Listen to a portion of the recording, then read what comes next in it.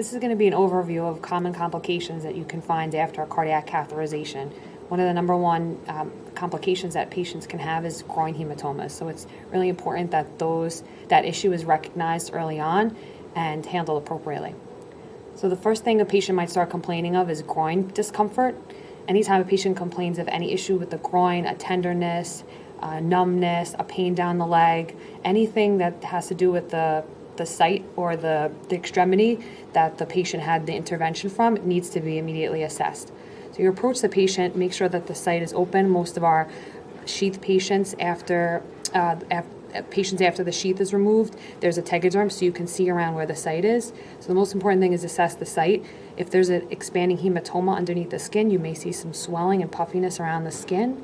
And you can palpate around and you can feel, if you start to feel any hardness, you start to see swelling, that could be a concern for hematoma.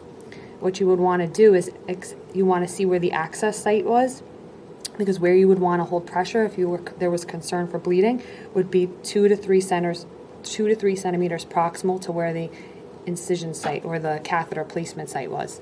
So if there's any concern, you feel like you can't see enough of what's going on with the dressing, you take the dressing off.